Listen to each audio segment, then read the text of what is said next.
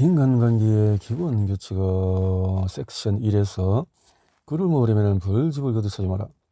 인간관계의 비결이다. 이렇게 하면 세상을 얻지만은 더 외로운 길을 간다. 카네기. 자, 꿀을 먹으려면 벌집을 거듭 하지 마라. 첫 번째, 1931년 5월 7일 뉴욕에서 희수색 작전이 벌쳐졌다. 몇 주에 걸친 수색 끝에서 쌍권청 크로울리가 웨스트 엔드의 내연녀 아파트에 은신처하고 있다는 것을 알아냈다.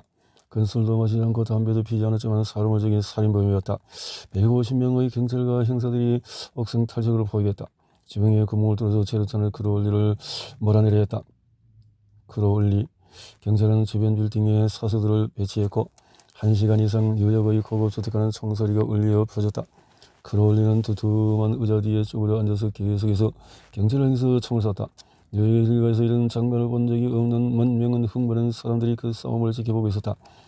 크로울리가 잡혔을 때 경찰청장 월든이는 이 쌍권청 부업자를 뉴욕 역사상 최악의 범죄자라고 공언했다. 경찰청장의 표현을 따르면 크로울리는 마구잡이로 사람을 죽이는 놈이었다. 그러나 이 쌍권청 크로울리는 자기 자신을 어떻게 생각했을까? 경찰이 그의 아파트로 총을 쏘아대고 있는 와중에 그는 편지 한 통을 썼다. 편지를 쓰면서 상처에서 피가 흘러 종이에 선명한 핏자국을 남겼다. 이 편지에서 크로울리는 말한다. 내 안에는 지쳐버린 연약한 마음이 있다. 어떤 누구도 해치고 싶어하지 않는 마음이다. 잡히기 바로 전에 크로울리는 롱아일랜드 시골 길에 차를 세워놓고 내 연녀와 애정 행각을 벌이고 있었다. 갑자기 경찰이 주차된 차에 다가와서 말했다. 매를 찍어 봅시다. 한마디 말도 없이 크로울리는 총을 뽑아서 경찰관을 죽였다. 경찰관이 쓰러지자 크로울리는 차에서 뛰어내려서 경찰관의 총을 뽑아 죽어가는 경찰관을 확인 사살했다. 이런 사람들과 어떤 누구도 해치고 싶어 하지 않는 마음 운운하고 있었던 것이다. 크로울리는 사형을 선고받았다. 싱싱교도소 사형 집필에 도착했을 때 그가 사람을 죽였으니 당연하지라고 말했을까? 아니다. 그는 이것이 정당방위를 한 대가로 말인가? 라고 말했다. 이 이야기는 요청은 다음과 같다. 악랄한 쌍권청 크로울리도 자기 탓은 하지 않았다는 것이다. 저것이 범죄자들 중에서 특이한 태도라고 생각하는가? 그렇게 생각한다면 이 이야기를 들어보라. 나는 내 인생의 황금기를 사람들에게 기쁨을 주고 사람들이 인생을 즐길 수 있도록 돕는 데 썼다. 그런데 그 대가로 나는 사람들에게 욕을 먹고 증가자가 되었다. 바로 알카포네가 한 말이다. 악명 높은 미국의 공공의 적 1호, 시카고를 주름 잡았던 악명 높은 갱도원 알카포네는 자기 자신을 비난하지 않았다. 그는 사실 자신을 제대로 평가받지 못하고 오해받은 자선 사업가로 생각했다. 뉴요크에서 경의 총탄에 쓰러지기 전에 더치 슐츠도 그랬다. 뉴욕의 가장 악질 범죄자였던 더치 슐츠는 신문 인터뷰에서 자신이 자선 사업가라고 말했다. 실제로 그는 그렇게 믿고 있었다. 나는 싱싱교도소장에게서 승리로운 이야기를 들었다. 싱싱교도소의 범죄들 중에서 악인이 자신이 악인이라고 생각하는 사람은 거의 없다고 공언했다. 그들도 당신과 나처럼 인간이다. 그래서 그들은 자신을 합리화해서 설명한다. 그들은 자신이 왜 금고를 들고 방아쇠를 빨리 당겨야 했는지 그럴듯한 이유를 대서 설명한다. 대부분은 반사회적인 행동이 정당했다고 생각한다. 자신들은 결코 수감될 만한 행동을 한 적이 없는데도 수감되어 있다고 주장한다. 만약에 알카포네와 쌍권청 크로울리, 더치 슐츠 등 감옥에 수감되어 있는 범죄자들이 자신을 탓하지 않는다면 일본 사람들은 어떨까? 작고한 사업가 존 워너메이커는 이렇게 고백한 적이 있다. 나는 30년 전에 남을 꾸짖는 것을 어리석은 일이라는 것을 깨달았다. 나는 하나님이 지적한 능력을 왜 공평하게 주지 않았을까 한탄하느니 내 부족함을 이겨내는 데 더 많은 노력을 기울였다. 워너메이커는 이 교훈을 일찍이 깨달았다. 그러나 나는 30년 동안 실수하다 이 사실을 서서히 깨닫기 시작했다. 어떤 사람도 자신을 비난하지 않는다. 비판은 상대가 방어 태세를 띠고 자신을 변호하려 애쓰게 만들기 때문에 백해무익하다. 비판은 사람의 소중한 자존심에 흠집을 내고 비판은 자존감에 상처를 내고 분노를 불러일으키기 때문에 위험하다. 자기는 병사가 불미스러운 일이 일어나도 사건 발생 즉시 비판을 하고 불만을 제기하지 못하도록 했다. 병사는 하룻밤을 지내면서 자신의 분노를 다시 곰곰이 생각해보고 감정을 죽인다. 만일 그가 불만을 즉시 제기하면 그는 처벌을 받았다. 나는 평상시 사회생활에서도 이 법칙이 있어야 한다고 생각한다. 투덜대는 부모, 잔소리하는 아내, 꼬짓는 상사 등 잘못을 못 찾아서 안달하는 싫은 사람들은 이 법칙이 필요하다. 남을 비난하는 것이 얼마나 소용없는 짓인지 역사에서도 그 예를 수없이 찾아볼 수 있다. 예를 들어서 루즈벨트 대통령과 테프트 대통령의 싸움은 아주 유명하다. 이 싸움은 공화당을 분열시키고 그 결과로 윌슨이 백악관에 입성하여 1차 세계대전에 미국이 참전 결정을 내림으로써 역사의 흐름까지 바꾸게 되었다. 루즈벨트가 1908년에 대통령에서 물러나면서 자기 대통령으로 테프트를 지명했고 테프트가 다음 대통령이 되었다.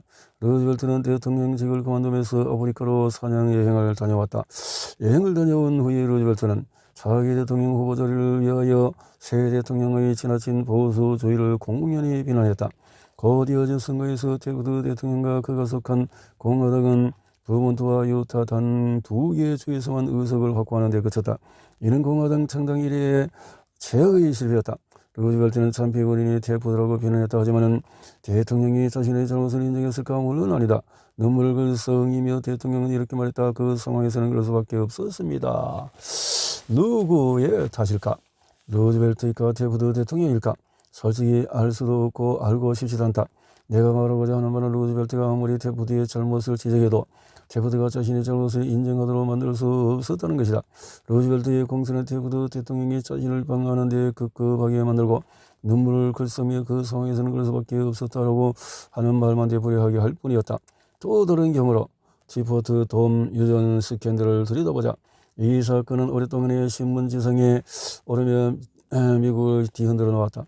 미국 역사에서 이 같은 사건은 없었다. 이 사건은 아직 많은 사람의 뇌리에 남아있을 것이다. 하딩 정부에서 내무장관을 맡고 있었던 엘버트 B. 펄은 정부 소유였던 엘크힐과 티포트 돔 유전지의 임대 권한을 지니고 있었다. 이 유전지들은 향후 해군이 사용할 목적으로 보존되어 있었는데 펄은 공개 입찰도 없이 친구 에드워드 L. 도헤니에게 대여해 주었다. 도헤니는 그 대가로 무엇을 주었을까? 그는 펄 장관에게 대여금 목록으로 $100,000를 주었다. 펄 장관은 해병대를 시켜서 엘크힐 유전지대의 유전업자들을 몰아냈다. 강제로 쫓겨난 유전업자들의 법원으로 달려가 이 사건은 세상에 알려지게 되었다. 이 사건은 하딩 정부뿐만 아니라 공화당까지 위기에 빠뜨렸고 당사자인 엘버트 B. 펄은 투옥되었다. 그리고 펄은 현직 관리로서는 유리를 찾기 힘든 무거운 형을 받았다. 그가 죄를 뉘우쳤을까? 천만에. 몇 년 후에 후보 대통령은 연설에서 하딘 대통령의 죽음이 측근으로부터의 배신을 인한 충격 때문이라고 말했다. 펄 부인이 그 이야기를 듣고 자리에서 벌떡 일어나 울면서 주먹을 불끈 쥐고 소리를 냈다. 뭐라고? 하딩이 펄에게 배신을 당했다고? 내 남편은 누구도 배신하지 않았어요. 누가 이 집을 가득 채울 황금을 준다고 해도 남편은 나쁜 짓을 할 사람이 아니에요. 희생양은 오히려 남편입니다. 인간은 원래 그렇다. 실제로 인간은 아무리 나쁜 짓을 해도 자신을 제외하고 모든 사람을 비난한다. 우리 모두도 마찬가지다. 당신이나 내가 누구를 비난하고 싶어질 때 알 카포네와 쌍권총 크로울리, 엘버트 펄을 기억하면 된다. 비난이란 집 비둘기와 같다. 집 비둘기는 언제나 자기 집으로 돌아오는 법이다.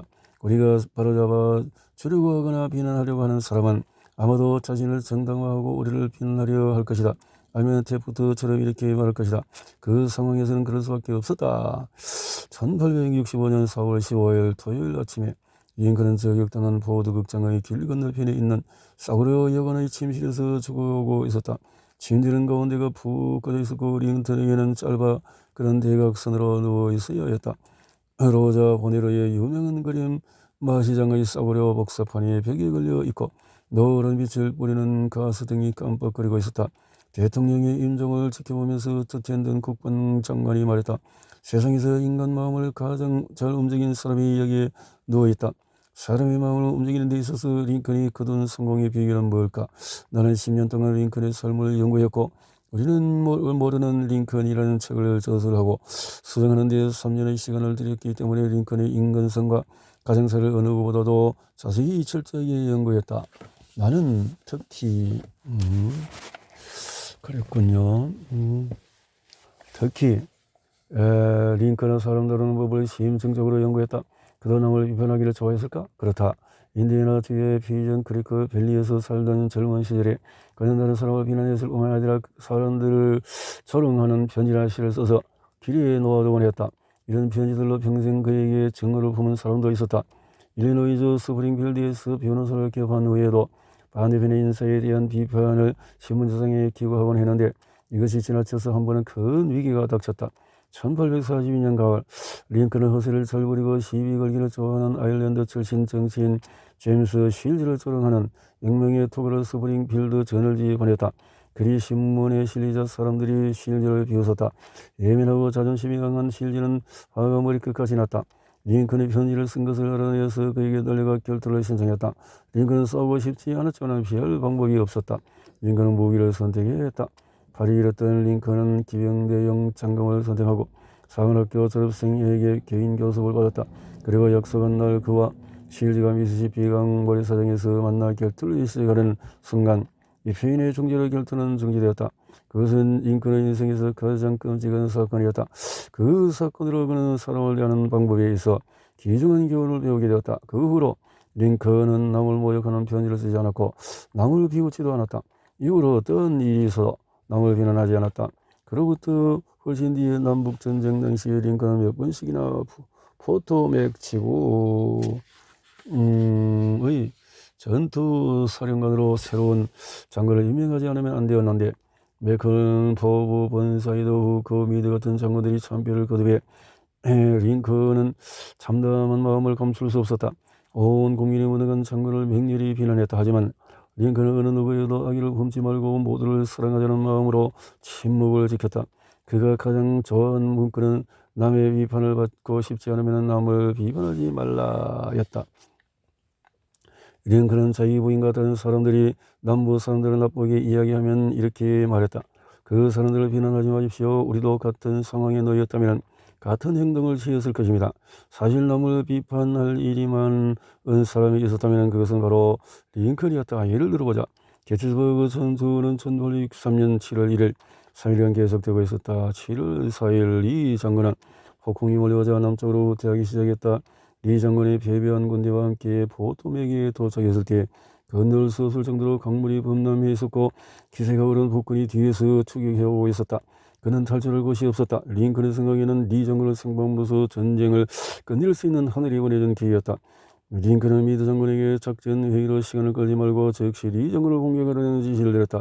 링컨은 자신의 명령을 전부로 보내고 즉시 전투에 임하라는 특사까지 미드 장군에게 보냈다. 그런데 미드 장군은 어떻게 했는가? 그는 명령과는 정반대의 행동을 했다. 그는 바로 작전 회의를 소집하고 시간을 지연시켰다. 이런저런 핑계로 전부를 보냈다. 리 장군을 공격하라는 명령을 정면으로 거부한 것이다. 마침내 강물은 줄어서 리 장군은 무사히 퇴각했다. 링컨은 경나하여 이게 어찌된 일이냐 하고 곁에 있는 아들 로버트에게 소리쳤다. 어떻게 이럴 수가 있나. 손만 받으면 잡을 수 있었는데 그런 상황이면 어떤 장군이라도 리의 군대로 못 잘렸을 텐데 내가 거기에 있어서도 리 장군을 생포했을 거다. 낙심하여 링컨은 책상 앞에 앉아서 미드에게 다음과 같은 편지를 썼다. 이 시기에 링컨은 은사에 극도로 조심스러웠음을 기억해라. 그러나 1863년에 쓰여진 이 편지는 링컨이 화가 많이 나서 쓴 것이면 틀림이 없다. 친애하는 장군께 리 장군을 놓친 것이 얼마나 큰 불행인지 장군이 인식하지 못하고 있는 것 같습니다.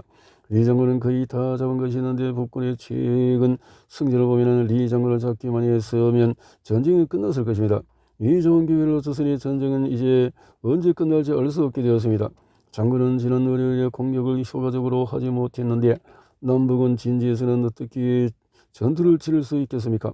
앞으로 장군의 활약을 기대한다는 것은 무리한 것으로 여겨지며 나 또한 이를 기대할 수가 없습니다. 장군은 전제 1호의 기회를 놓쳤습니다. 그로 인해 나는 더 할 수 없는 실망을 느끼고 있습니다. 이 편지를 읽고 미드 장군은 어떤 생각이었을까? 미드 장군은 그 편지를 받지 못했다. 링컨이 그 편지를 보내지 않았기 때문이다. 그 편지는 링컨이 적은 뒤에 그의 서류함에서 발견되었다. 이것은 나의 추측이지만 이 편지를 쓴 후에 링컨은 창문 밖을 바라보며 혼자 말했을 것이다. 잠깐만, 이렇게 서로 떨어지지 않는 것이 좋겠어. 조용한 이곳 백악관의 방에 앉아 미드 장군에게 공격하라고 명령을 내리는 것은 쉬운 일이지.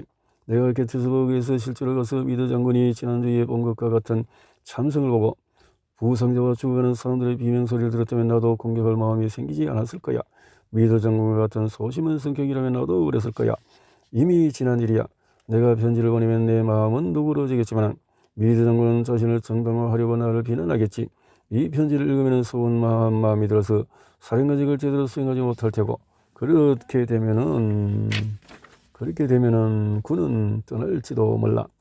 그래서 내가 앞에서 말한 것처럼 링컨은 편지를 보내지 않았던 것이다. 링컨은 경험을 통해 비난과 힐책은 대개의 경우 아무 소용이 없음을 깨달았기 때문이다. 시어도 루즈벨트는 대통령 재임 시절의 난관에 부딪히면 의자를 뒤로 기대고 벽에 걸린 링컨의 초상화를 보면서 이렇게 묻곤 했다고 한다. 이 상황에서 링컨이라면 어떻게 했을까? 그는 어떻게 이 문제를 해결할까? 다음에 누군가를 질책하고 싶어지면 지갑에서 링컨의 초상화가 그려져 있는 $5 지표를 꺼내 그의 얼굴을 쳐다보면서 자문해보자. 링컨이라면 어떻게 했을까? 주위에 누군가를 변화시키고 개선시키고 싶은데 그렇다면 좋다. 하지만 우선 당신 자신을 먼저 바꿔보는 것이 어떨까? 순전히 이기적인 관점에서 봐도 다른 사람을 바꾸려고 하는 것보다 자신을 바꾸는 것이 훨씬 이득이 많을 것이다. 또한 덜 위험한 일이기도 하다는 건데요. 브라우닝은 사람은 자기 자신과의 싸움을 시작할 때 가치 있는 사람이 된다고 말했다.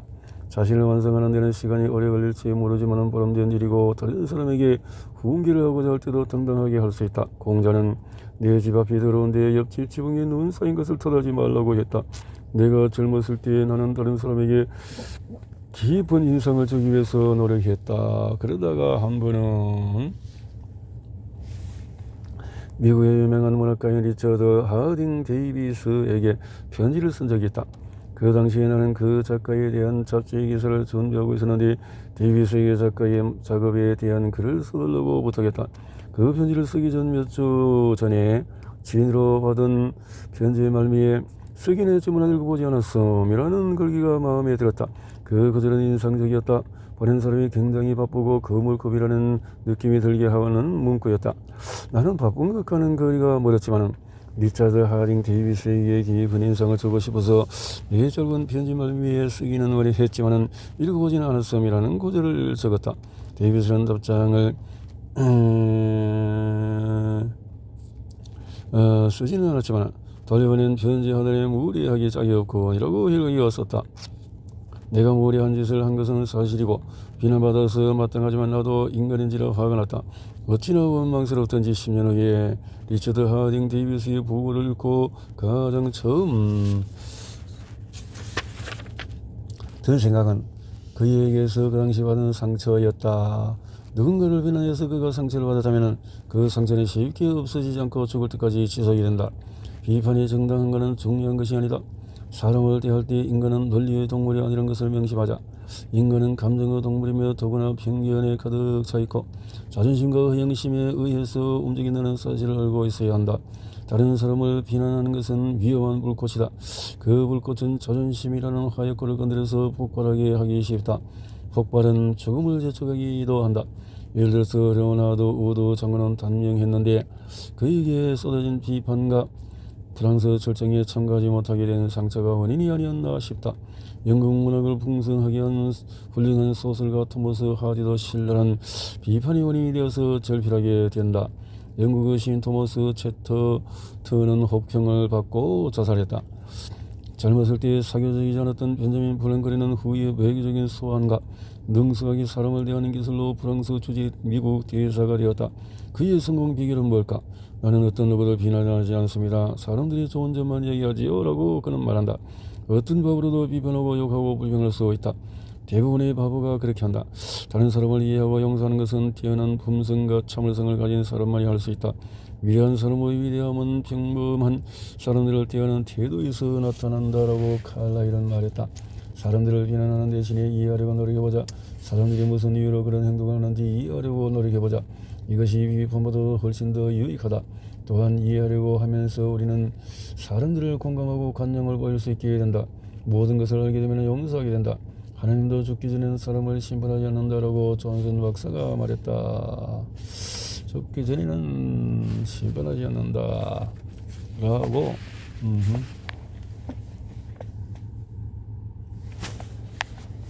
인간관계의 비밀은 이렇게 하면은 이 내용이 굉장히 길겠는데요. 자, 여기까지만 하자.